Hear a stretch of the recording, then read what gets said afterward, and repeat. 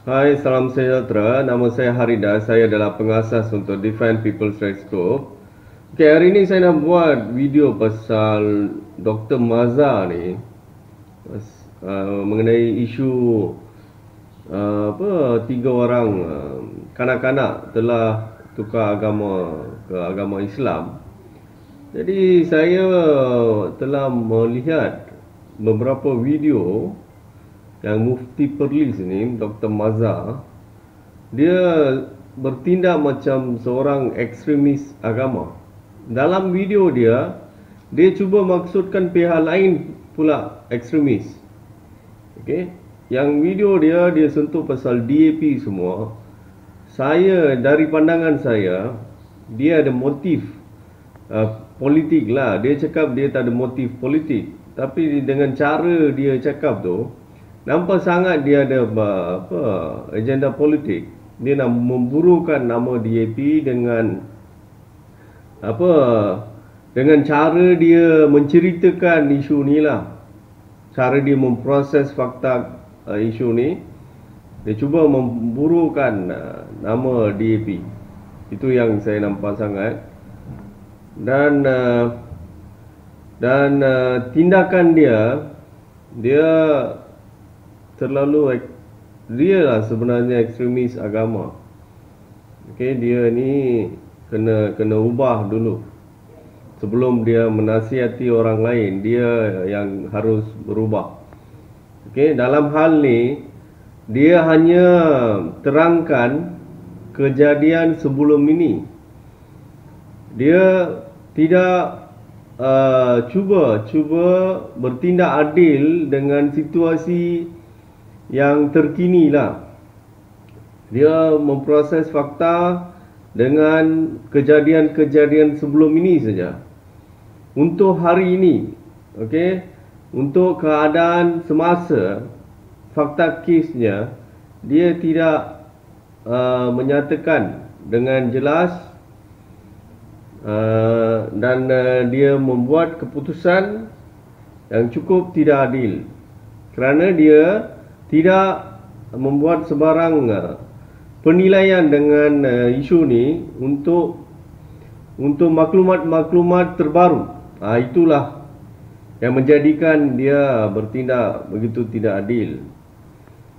Okey, mengikut cerita dia, bapa dia dan anak dia dulu aksiden, masuk hospital. Masa tu bapa dia terjumpa seorang pendakwa Islam, dan apabila mereka berbincang, dan bapa dia pula tertarik dengan agama Islam dan membuat keputusan nak tukar menjadi Muslim. Dia nak tukar agama dia menjadi Islam. Okey, itu yang diceritakan oleh dia. Tapi saya rasa mungkin jadi benda lain. Di mana isu dia adalah mak dia dengan bapa kanak-kanak ni telah berpisah. Dan mungkin jadi bapa dia ni penagih dadah, pasal dia sedang ada dalam penjara. Dengan itu, kalau dicabar di mahkamah, kemungkinan besar bapa dia akan hilang hak penjagaan anak-anak dia kepada mak dia. Pasal mereka dah pisah, mahkamah kena putuskan nak nak jadikan siapa penjaga sekarang, bapa ke ibu ke. Jadi mestilah kalau dia seorang penagih dadah, maka semestinya mahkamah akan tidak benarkan bapa dia untuk menjaga anak-anak dia. Mesti anak-anak dia, hak penjagaan itu akan diberi kepada mak dia. Jadi kemungkinan besar bapa dia cari jalan lain. Mufti Perlis itu sendiri memberitahu negeri-negeri lain bukan macam tu. Bapa dengan mak kena bersetuju baru boleh tukar agama. Tapi dia cakap dekat Perlis lain pula undang-undang dia, di mana salah seorang ibu bapa bersetuju pun boleh tukar agama anak dia. Okey. Jadi dia pun cakap Saya pun tak tahu mengapa mereka pilih Perlis untuk tukar agama. Dia kena fikir secara logik lah. Jadi obviously Perlis kan dia ada undang-undang macam tu, di mana bapa seorang setuju pun boleh tukar agama Islam. Jadi mereka pilih. Jadi motif dia nampak sangat mengapa dia tak tukar agama di negeri dia. Okey. Jadi motifnya adalah dia nak tukar agama supaya menyekat ibu dia. Sebenarnya tidak boleh menyekat lah, mereka cuba saja. Okey, mereka salah gunakan kuasa untuk menyekat emak kanak-kanak ni untuk mereka hidup bersama. Ini semua salah gunaan kuasa lah. Okey, jadi bapa dia berfikiran macam tu lah. Mereka tahulah kalau kemudian mak dia datang, adalah orang macam ni, macam mufti ni akan buat hal. Itu yang sedang berlaku. Itulah rancangan. Sebenarnya ini rancangan apa? Adakah bapa dia 100% dia tertarik dengan agama Islam? Bukan. Dia tertarik dengan, saya percaya dia tertarik dengan membuat satu situasi di mana untuk menyekat emak dia untuk dapatkan anak-anak dia. Itu yang paling logik. Okey, cari jawapan. Mufti ni kena cari jawapan mengapa bapa dia datang ke negeri lain untuk membuat penukaran agama untuk mereka. Okey, itu yang saya faham lah. Jadi mufti ni tak perlu dia macam dia cakap macam kami sebelah kami saja yang salah. Kalau kita tahu niat sebenar bapa dia tukar agama, baru kita tahulah, baru kita boleh menilaikan motifnya apa. Adakah dia berniat baik ataupun jahat? Adakah dia betul-betul nak ikut agama Islam ke apa? Kalau betul dia ikut agama Islam, okey, tertarik dengan agama Islam, mengapa dia ada dalam penjara dengan kesalahan menagih dadah? Ini semua harus difikir. Saya rasa dia tak ikut Islam. Dia saja mempergunakan keadaan inilah untuk mengelakkan emak dia mendapat anak-anak dia. Okay, ini adalah perselisihan faham antara suami dengan isteri sebenarnya. Okey, dan saya nak tanyalah kepada mufti ni. Okey, dia bagi tahu dia sokong salah satu ibu ataupun bapa boleh menukar agama. Soalannya di sini, bagaimana? Okey, sekarang bapa dia dah tukar kepada Islam. Kan emak boleh tukar lagi. Jadi apa penyudahan dia? Kalau masing-masing bapa tukar anak dia satu agama, lepas tu ibu tukar, lepas tu bapa tukar, bila ada penyudahan dia? Apabila mereka capai 18 tahun, mereka boleh membuat keputusan sendiri. Okey? Selain daripada itu, ibu dan bapa, katakan kedua-duanya kena buat keputusan, maka stable lah dia punya ajaran agama dia. Dia akan sentiasa pada satu agama sampai 18 tahun. Lepas tu dia boleh pilih agama yang dia sukai lah. Baru adil. Benda ni dengar pun tak adil. Okey? Sekarang kalau kita ikutkan cadangan mufti ni lah, seorang ibu atau bapa boleh tukar agama. Okey, dia cakap itu undang-undang di Perlis. Katakan kita ikut undang-undang Perlis ni. Okey. Sekarang bapa dia dah tukar kepada Islam dan dia sudah masuk penjara. Okey. Dan kalau ikut undang-undang yang sama, mengapa mak dia tak boleh tukar agama ke agama lain? Okey. Mana dalam undang-undang menyatakan budak bawah 18 tahun dia boleh pilih agama dia sendiri? Tak ada pun. Mana agama menyatakan mufti boleh pilih ataupun JKM boleh pilih? hanya disebut ibu atau bapa atau penjaga. Penjagaan yang mempunyai penjagaan hak penjagaan di sisi undang-undang lah. Okey.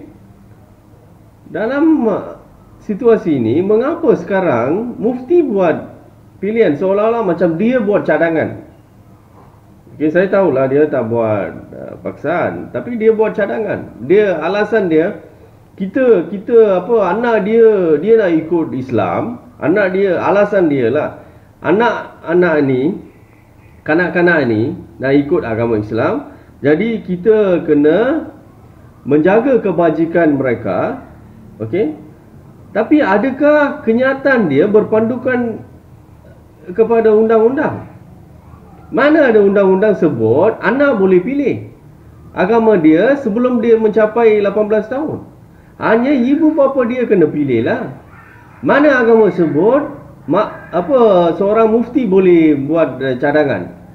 Mana ada undang-undang buat JKM boleh buat keputusan dari anak mereka nak ikut agama tu, siapa kena pilih sekarang? Okey? Saya berpandukan kepada undang-undang yang disokong oleh mufti ni sendirilah, yang ada dekat Perlis tu. Kan sekarang bapa dia sudah masuk penjara.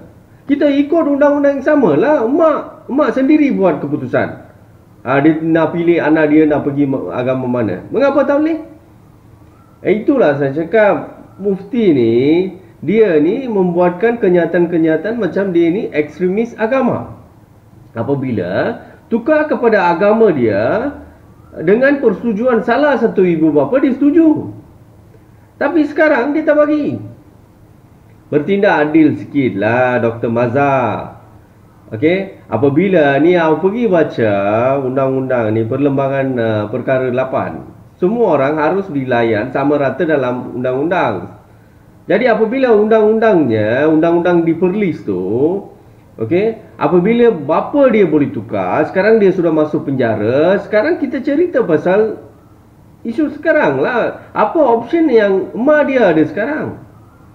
Jadi dia pilih untuk nak jadikan anak-anak dia Hindu ataupun Buddhis ke, itu hak emak dia. Kita cakap pasal undang-undang, awak jangan cakap orang yang ikut undang-undang awak cakap ekstremis. Awak yang tak ikut agama undang-undang sekarang, awak yang kacau. Siapa JKM nak tentukan anak-anak kepada puan tu nak ikut agama mana tu? Siapa JKM untuk tentukan? Siapa anak dia untuk tentukan? Bila kamu cakap anak dia tak nak ikut Islam, adakah undang-undang cakap anak boleh buat, kanak-kanak bawah 18 tahun boleh buat keputusan? Jadi di sini siapa yang melanggar undang-undang? Siapa ekstremis? Kamulah ekstremis.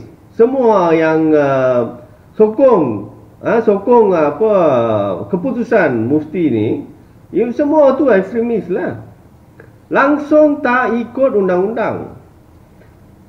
Terlalu tidak adil apabila benda yang sama dia nak tukar kepada Islam, dia setuju.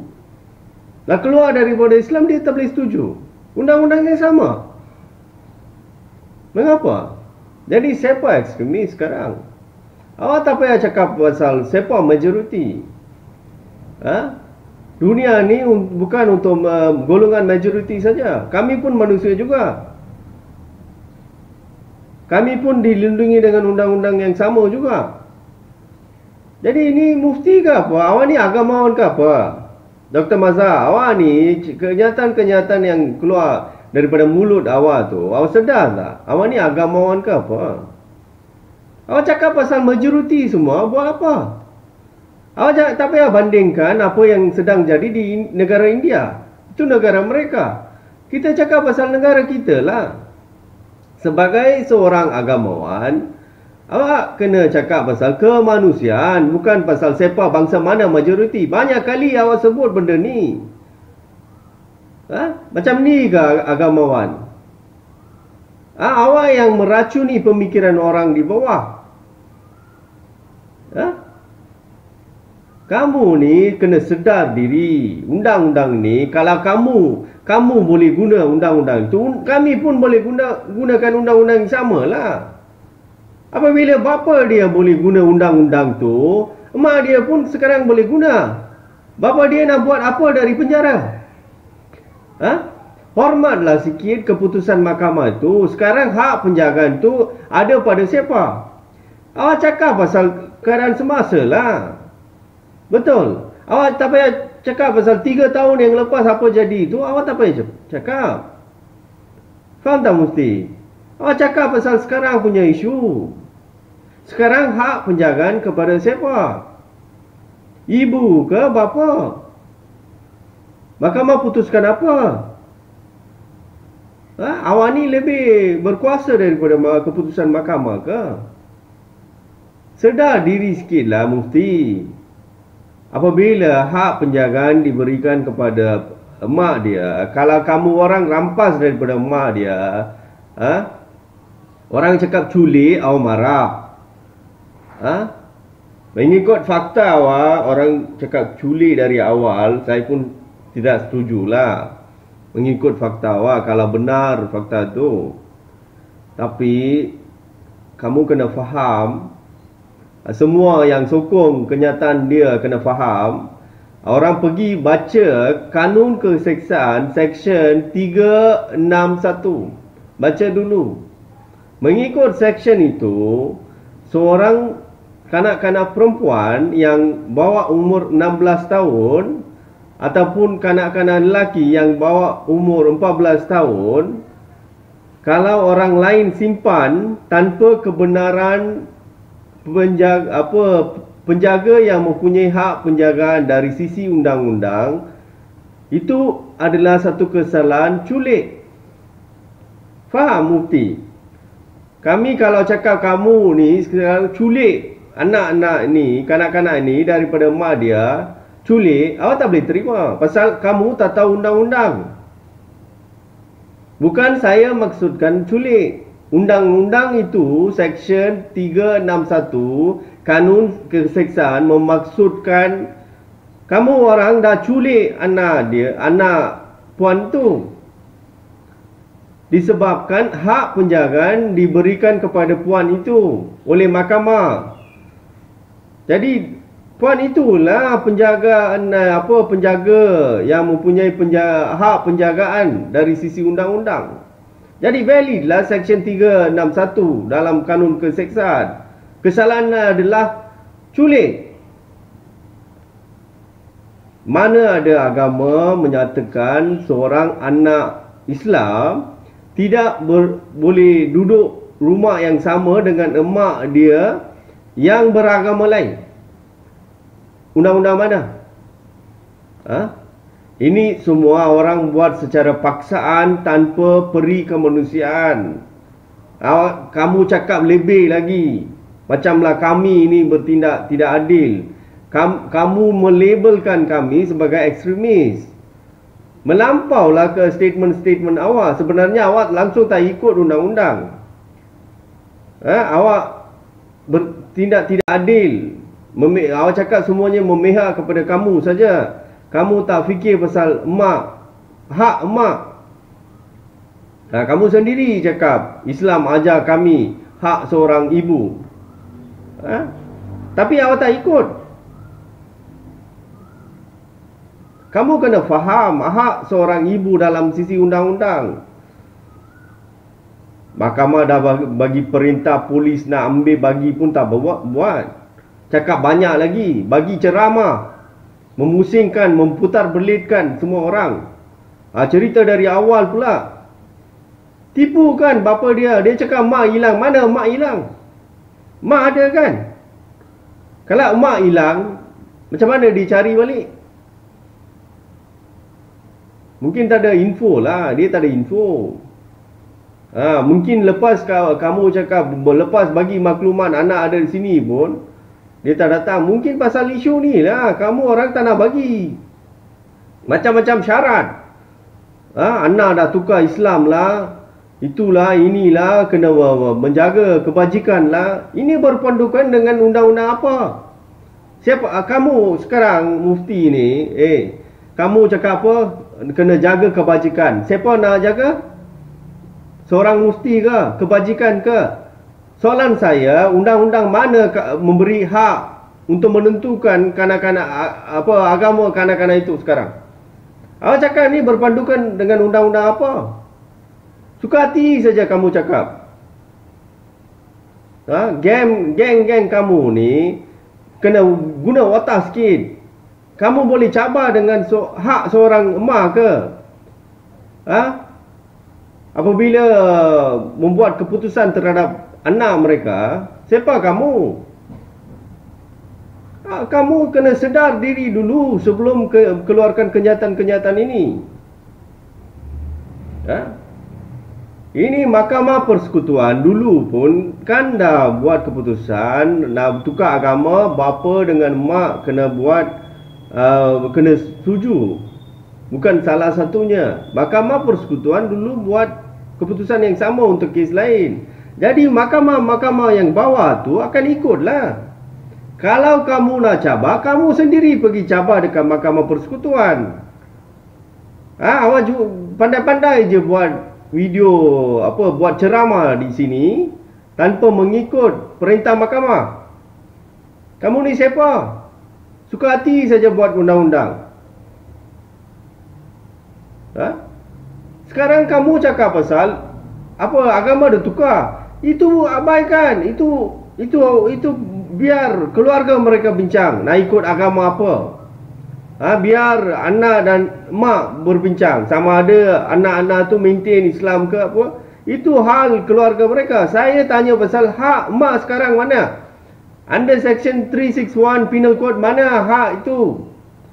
Sebagai penjaga yang mempunyai hak penjagaan di sisi undang-undang tu, hak itu mana? Awak cakap pasal pertukaran agama saja. Guardianship mana? Mana pergi? Sudah makan ke? Pandai-pandai saja kau proses fakta kes. Guna otak sikit lah, bertindak secara peri kemanusiaan sikit. Tu emak, dia sakit hati dia berpisah dengan anak-anak. Hati awak sakit ke? Takkan sakit. Lepas awak semua makan sate, awak pergi mana? Awak pergi buat kerja awak. Sikit pun hati awak tak akan sakit apabila awak berpisah dengan kanak-kanak itu. Tapi hati emak dia akan sakit. Jadi guna otak sikit. Sebelum awak cakap banyak pasal agama, awak jadi manusia dulu. Peri kemanusiaan tu kena ada. Bagi baliklah kepada mak dia. Ini pun nak kena ajar ke? Sudah ada perintah mahkamah lah, itulah, ini semua. Langsung tak ikut. Dia pula cerita. Ni JKM, dia ni siapa? Sudah ada perintah dia, JKM lebih besar daripada mahkamah ke? Kamu bagi dulu anak tu kepada mak dia. Awak boleh meminta secara baiklah anak tu biar ikut agama Islam. Kami tak ada kisah, itu keputusan mereka. Kami bukan berniat nak paksa mereka tukar agama lah. Itu bukan isu kami. Sekarang isu kami, mengapa kamu memperpisahkan anak dengan ibu? Bapa sudah masuk penjara, bagilah kepada mak dia. Biar mereka bincang. Awak nak buat cadangan ke, bagi, cakap secara halus dengan mereka. Jangan salah gunakan kuasa. Terus bagi kepada JKM dan JKM buat keputusan bila boleh jumpa. Alasan diberi COVID. Siapa suruh awak simpan? JKM, siapa suruh awak simpan? Adakah emak dia mendera anak-anak dia? Kalau kamu orang nak cabar dekat mahkamah, pergilah cabar kemudian. Sekarang hormat perintah mahkamah yang sedia ada dulu. Kamu ada perintah mahkamah ke, mufti? ataupun JKM. Hak penjagaan itu ada kepada siapa sekarang? Emak ke ataupun JKM? Dia terus ambil je tanpa buat sebarang perintah mahkamah, sedangkan emak dia ada perintah mahkamah. Dengan alasan apa? Oh, anak tak setuju apa nak tukar agama ke, ataupun anak takut. Berpandukan undang-undang mana anak bawah 18 tahun boleh buat keputusan nak ikut agama mana? Jadi JKM dengan mufti ni kena guna otak sikit lah. Kena faham, kena terima hakikat. Undang-undang tidak memberi hak memilih memutuskan agama mana dia pilih sebelum 18 tahun. Awak kena terima hakikat inilah. Ini bukan alasan. Alasan ini tidak boleh terima dari segi undang-undang. Jadi mufti ni awak tak faham lagi. Awak cakap awak dah tanya dekat peguam lah, itulah ini. Banyak undang-undang awak masih tak faham. Awak tak erti proses fakta kes pun, awak tak erti proses. Awak pandai bagi alasan saja. Ni lagi satu perempuan Muslim. Dia pula cuba memburukan nama puan itu. Dia cakap ada perhubungan sulit lah dengan lelaki lain semua. Itu isu keluarga mereka. Awak jangan masuk campur. Itu adalah hak puan itu. Nak kahwin siapa, itu nak cerai siapa, itu semua hak dia. Apabila suaminya seorang penagih dadah, itu adalah hak puan itu nak buat apa keputusan. Pasal seorang emak mesti dia nak seorang ayah yang baik, bukan penagih dadah. Ini semua bukan satu isu pun. Itu adalah hak puan itu, macam mana dia nak hidup. Kami nampak dia baik saja. Dia mau jaga, dia nangis untuk anak dia. Dia cakap dia sanggup tukar agama Islam ke agama Islam demi anak dia. Maksudnya dia sayanglah kepada anak-anak dia. Kamu jangan cuba cuba memburukan nama puan itu. Kamu tak ada hak. Kami pun tak ada hak untuk menyusahkan puan itu. Sebagai emak, tak boleh pisahkan, siapa-siapa pun tak ada hak. Mahkamah nak buat keputusan pun, keputusan macam adil kena buat lah. Siapa rugi sekarang nak pisah dengan anak? Tak ada orang sakit hati kecuali emak dia. Jadilah manusia ni dulu fikir, guna otak sikit. Mengapa menyusahkan, menyakitkan hati orang lain? Benda agama itu biarkan, abaikan dulu. Fikir pasal kasih sayang seorang ibu dan anak. Anak tak sayang itu up to her. Yang kanak-kanak itu. Ini sekarang emak dia sayang, itu hak dia. Kamulah sekarang meracuni pemikiran mereka. Kamu kalau duduk diam-diam, mereka boleh faham nanti. Kemudian anak-anak dia boleh faham apa sebenarnya mak dia membuat, pengorbanan mak mereka. Sekarang anak mereka tak faham. Itu yang saya nampak. Kamu orang pula cuba brainwash lagi. Dekat luar pun kamu cakap benda-benda macam tidak adil macam ni. Dekat dalam apa orang buat, kami pun tak tahu. Kamu tahu tak dari Seksyen 361 kanak-kanak itu tidak boleh buat keputusan.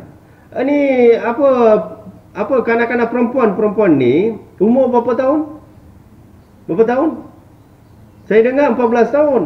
Jadi dia tak boleh buat keputusan. Dia kena 16 tahun baru dia boleh membuat keputusan. Okey, saya nak duduk sini. Saya nak duduk dengan apa yang orang NGO ke dan duduk dengan NGO Islam itu ke, dan duduk ikut mana-mana persatuan agama Islam ke, itu baru dia kena 16 tahun. Jadi kamu ni siapa? Ni mufti, kamu ni siapa? Buat undang-undang sendiri, suka hati saja kamu buat. Kamu pergi baca section 361 dulu dalam penal code, dalam kanun keseksaan. Kamu faham dulu, anak itu boleh buat apa, apa tak boleh buat. Dah lah dia masuk tukar Islam, jadi dia bias lah. Jadi kamulah ekstremis agama. Jangan memandai, Mufti. Jangan memandai. Buat undang-undang sendiri, cadangan sendiri, tanpa berpandukan undang-undang. Kamu tak tahu kamu sedang cabar dengan siapa. Bolehkah kamu cabar dengan seorang ibu? Apabila dia nak bersama dengan anak dia, kamu pergi cabar. Macam bodoh perangai apa perbuatan awak. Siapa lawyer yang advise ni, apa Mufti ni?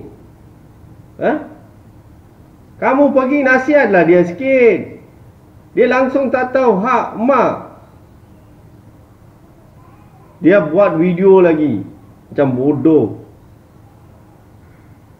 Tak tahulah berapa banyak bodoh nak ikut dia. Sebelum buat kerja bodoh lagi, pergi baca undang-undang sikit. Agak tak ada tukar agama lah. Berapa orang tahu boleh tukar boleh keluar dari agama Islam tukar agama lain? Berapa orang tahu? Ada jalan undang-undang. Siapa-siapa pun boleh keluar daripada agama Islam, boleh menganut agama lain. Jadi Mufti, kamu tak payah cakap banyak. Mereka sudah masuk Islam kan? Undang-undang yang sama, ibu dia sekarang boleh convert dia. Itu hak mak dia. Bukan hak kamu. Bukan hak anak buat keputusan. Biar dia 18 tahun, lepas tu buat keputusan. Tapi bukan saya suruh paksa mereka. Tapi melihatkan kamu orang seksa mak dia macam ni, kami pun tak puas hatilah. Memang apa yang saya cakap ni hak mak dia. Bapa dia dalam penjara. Hak penjagaan dalam tangan dia. Dialah boleh putuskan. Anak dia nak ikut agama tu, mak dia kena putuskan. Bukan Mufti, bukan JKM. Apalah, golongan majoriti lah, itulah, inilah. Undang-undang mana? Undang-undang mana menyatakan kalau kamu majoriti, kamu boleh buat cadangan sendiri tanpa ikut undang-undang? Kamu cakap macam bodoh, mengasuh orang lagi. Tak guna betul. Saya pun tak tahu lah apa punya manusia. Satu simple matter, tak ada solution.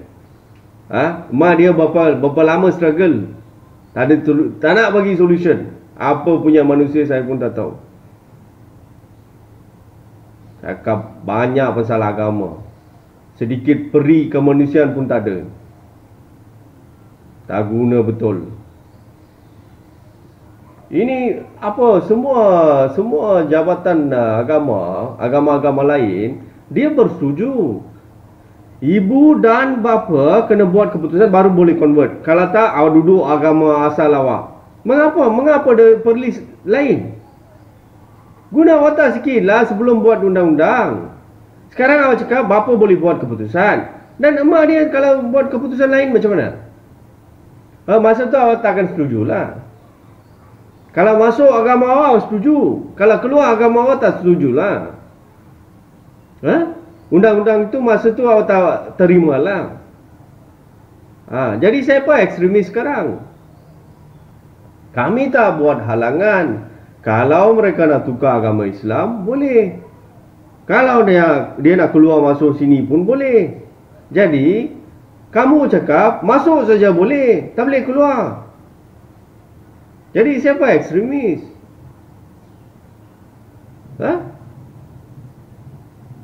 Kamulah ekstremis. Awak tak payah menuduh orang lain pula ekstremis. Sampai awak buat politik lagi. Itu puak-puak pula DAP. Saya ni bukan DAP. Saya orang awam. Saya seorang aktivis. Saya pun marah awak juga. Awak nak cakap saya ekstremis ke? Sebelum awak cakap saya ekstremis, awak cakap buat satu video terangkan secara undang-undang. Undang-undang mana yang boleh menghalang emak dia untuk mendapat anak dia buat masa ini? Awak terangkan. dengan adanya perintah mahkamah, dengan adanya hak penjagaan, awak nak cabar dengan undang-undang apa? Awak cuba terangkan. Kalau tak boleh, awak duduk diam. Bagi tahu kepada apa semua yang menghina puan tu, tak payah buat cerita banyak sini. Itu hal keluarga mereka. Jangan masuk campur. Duduk diam saja. Ikut undang-undang saja. Okay, saya harap video ni sampai kepada Dr. Mazhar ni lah. Saya tak takut pada awak. Awak cakap macam bodoh. Semua saya tak nak tengok siapa-siapa buat komen tai. Awak pergi baca undang-undang dulu sebelum komen pasal video saya. Okey. Kalau kacau lagi, saya akan buat video lagi dalam hal ni. Kalau tak nak, duduk diam. Jadi manusia dulu. Biar emak dia dan anak-anaknya hidup bersama. Jangan kacau. Awak jaga keluarga awak saja. Jangan kacau keluarga lain. Okay, itu sajalah dalam video ni. Sekian, terima kasih.